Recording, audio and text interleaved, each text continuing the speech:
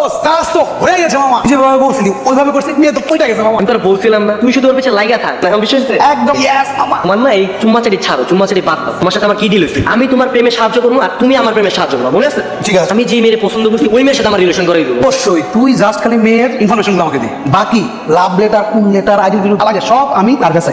এই মেয়ের আমি ভালোবেসে ফেলাইছি, এই মেয়ের সাথে আমার প্রেম করে দিত।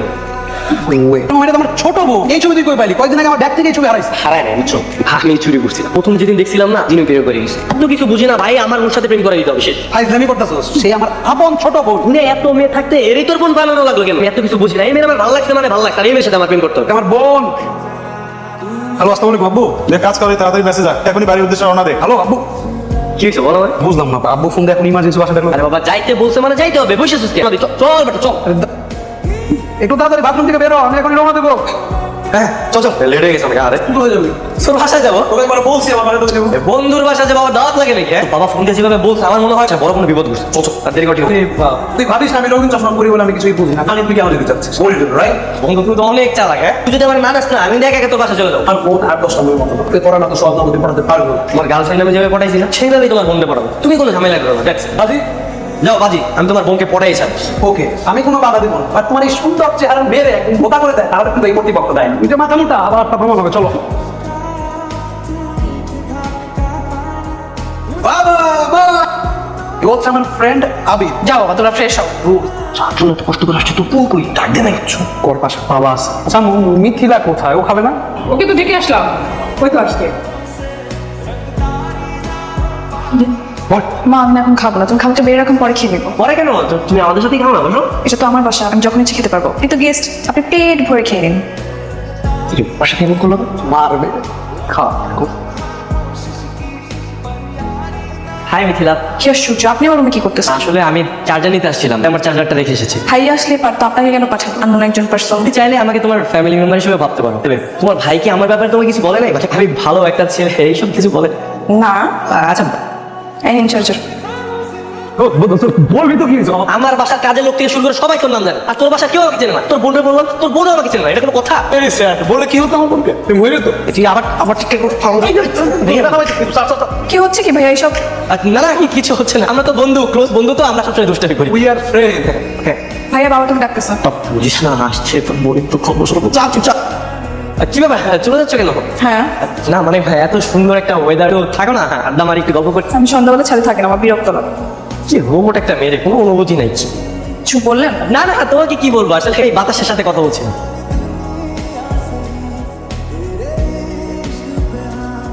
বাবা কাল চলে যাচ্ছি আমি। কেন? ভেবেছিলাম আসলে খুব গুরুত্বপূর্ণ কিছু ছিল বাসায়, এর জন্য দেখেছো। আসলে তেমন কিছু দেখছি না, তো শুধু শুধু থেকে আসলে ওইদিকে আমার ক্লাস হচ্ছে, ক্লাস মিস করতে চাচ্ছি না। তোর বাবা জরুরি কাজেই তোকে ডেকেছে। হ্যাঁ হ্যাঁ আঙ্কেল ডেকেছে, যেহেতু জরুরি কাজেই তো ডেকেছে। হ্যাঁ শোন, বলতে না বলি কিন্তু এখানে যাচ্ছি না, একদম ডিস্টার্ব করবো। কালকে মিথিলার এঙ্গেজমেন্ট, পক্ষ দেখতে আসবে, আর সেই জন্যই তোকে জরুরি ভিত্তিতে খবর দিয়ে আনা হবে। মাশাআল্লাহ বাবা, ওকে তুমি আগে বলবো না, এরকম একটা সারপ্রাইজ দিলা। মাশাআল্লাহ, বল মাশাআল্লাহ, সে মাশাআল্লাহ। ছেলেটা দেখতে মাশাআল্লাহ খুবই সুন্দর। শোনো বাবা, কালকে কিন্তু অনেক কাজ, দুজনে মিলে করতে হবে। জি কি বললাম? অনেক কাজ, চলো কাজ করতে হবে। তোমার ভালো বাবা কাল তো আমাকে একটু বাইরে যেতে হবে, ওই ইয়ারফোর্স ইন্টারভিউ রেজাল্ট দিয়েছে, ভাইবার জন্য নতুন দুটো বই নিতে হবে। সমস্যা নাই, তো কাজ সেরে আবার চলে আসবি তাড়াতাড়ি। আনন্দ, তোর বোনের যে বিয়ে ঠিক হচ্ছে আমার বলছো, আমি দেখি কত স্বপ্ন দেখছি, মানে এত কাছাকাছি এসে আমার হাত ফসকে যাবে, আমি যদি জানতাম কখনোই আসতাম না।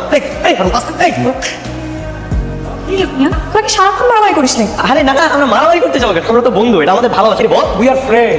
আচ্ছা ভালো হয়েছে, দেখাও। এই চল তো আমি বাইরে যাচ্ছিলাম, এখন চল। কোথায় যাবে তুমি? আর মানুষ তো যেতে পারবে না, পায়ে ব্যথা পেয়েছে না রে? বল কি হয়েছে ভাইয়ার? আচ্ছা মানে ওই একটু আগে এটার মধ্যে প্রচুর খেয়ে পায়ে ব্যথা পেয়েছে, আমাকে তো আবার চিমটি মারছে, আমি তোমাকে নিয়ে যাই। তুই নিয়ে যাবি? আরে আমি তো নিয়ে যাচ্ছি না, আপনার আমি নিয়ে যাচ্ছি না। আচ্ছা ভাই, সুন্দরী মেয়ে পটানোর এমন কোনো বই আছে আপনার কাছে? আরে ভাই এরকম কি বই হয় নাকি? চলেন, পেয়ে গেছি।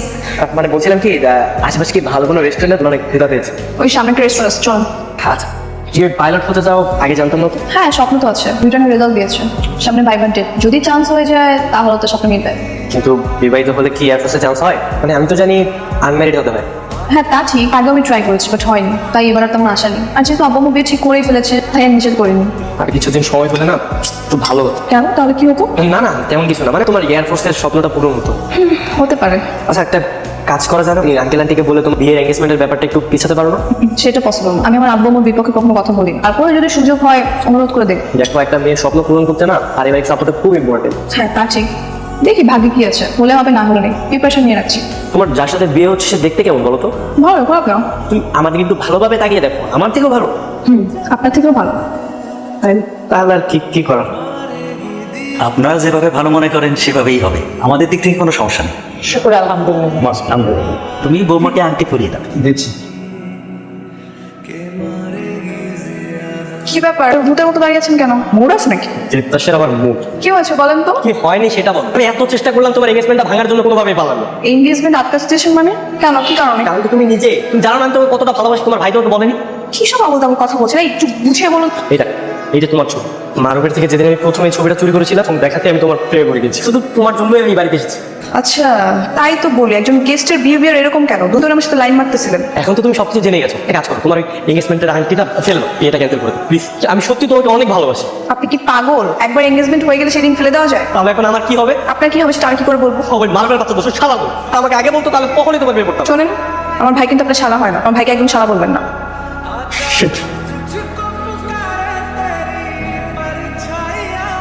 গত রাতে এঙ্গেজমেন্ট হয়ে গেল, আজ সকাল হতে না হতে সেই আংটি খুঁজে পাওয়া যাচ্ছে। আমি কি ইচ্ছে করে হারাইছি, আমার কেন বকতিস? সেটা তো কোনো দোষ নেই। তো আঙ্কেল সব দোষ হচ্ছে ওই আংটিটা, বুঝছি? আমি প্রথম যখন দেখেছি না আমার তখন থেকে সন্দেহ হচ্ছে। তুই চুপ করবি, তুই সবসময় এটা মন করা কথা বলা বাদ দে। আঙ্কেল আপনার কাজ করুন, বিয়েটা না ভেঙে দেন। এখানে এখনই কত উল্টাপাল্টা অনক্ষণে কাণ্ড করছে। সামান্য একটা কারণে বিয়ে ভেঙে দেবো, আংটিতে কোথায় যাবে? কোথাও কোনো কাঞ্চিতে পড়ে আছে, আমি এটা খোঁজো পেয়ে যাবে। খুঁজেছি পাচ্ছি না। যাও ভালো ভাই খুঁজে বের করো। ওই তো আটা। কি ব্যাপার, তুমি এরকম মন খারাপ করে দাঁড়িয়েছো কেন? হ্যাঁ সবসময় হাসি খুশি থাকবে, হাসি খুশি থাকলে মন শরীর দুইটাই ভালো থাকে। আমি এমনি অনেক ভালো আছি, আপনি এখানে কেন আসছেন? তোমার জন্য একটা লটারির ব্যবস্থা করেছি, মানে ভাগ্য পরীক্ষা বলতে পারো।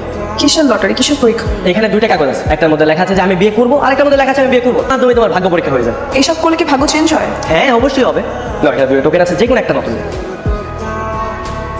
এই তো দেখলে, আমি বললাম বিয়ে করা যাবে না, দেখো দেখ। হ্যাঁ তাই তো লেখা। কি রে, কি করছিস এখানে? এদিকে আরে আমার কথা বলছো, আমি এখন মোড়ে আছি, আমাকে বের করিস। তুই যে একটা ধান্দাবাজি করতেছিস এটাকে আমি পুরোপুরি বুঝতেছি। দেখ আমি এত কিছু বুঝি না, আমার শুধু মিথিলাকে লাগে, এই যে করে হোক মিথিলাকে বিয়ে করবো, শেষ। আরে মাথা খারাপ হয়ে গেছে। তুই আমার পরিবার থেকে যদি এটা জানে কি একটা পরিবেশ তৈরি হবে, বুঝতেছ? এক কিচ্ছু হবে না, তুই নিচে যা, যা, যা, যা। এসব কি? মানে আসলে একদম চুপ থাকেন। আপনি কেন এসব ভণ্ডামি করতেছেন বলেন তো? আমি তোমাকে ভালোবাসি। থাকেন, নেক্সট টাইম এই কথাটা একবার বলবেন না। বাবাকে জানাই না আপনার সাথে সাথে আমার ভাইকে বাসা থেকে বের করে দিবে। এসব বন্ধ করুন। তুমি বিষয়টা নিয়ে আরেকবার ভেবে দেখো না। আমি কিছুই ভাবতে চাই না, তত তারিখে আমার বিয়ে আর সবকিছু আয়োজন হচ্ছে, এটাই ফাইনাল।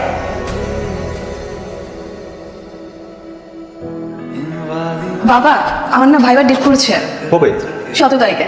17 তারিখ? হ্যাঁ। 17 তারিখ না তোর বিয়ে, কিভাবে পরীক্ষা দিবি? আচ্ছা বাবা, তুমি ওনাদেরকে একটু বলে দেখো না, এটা যেমন স্বপ্ন, আমার বিয়ের ডেট পিছায় কিনা। এটা কি এখন সম্ভব না? বলে তো দেখতেই পারো, বলে দেখো। আপনি একটু কল করে নিলাম।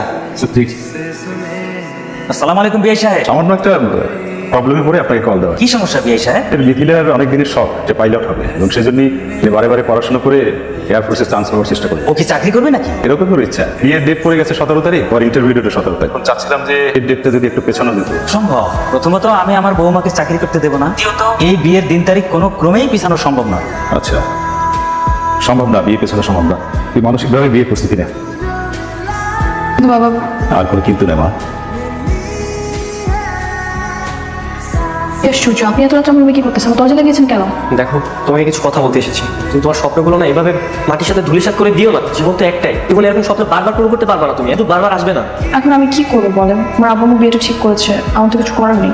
হয়তো আছে, তুমি যদি আমার সঙ্গে পালিয়ে যাও, তুমি আমার সঙ্গে পালিয়ে গেলে তোমার পাইলট হওয়া পর্যন্ত যত কিছু দরকার, সাপোর্ট দরকার আমি করবো। কি বলছেন?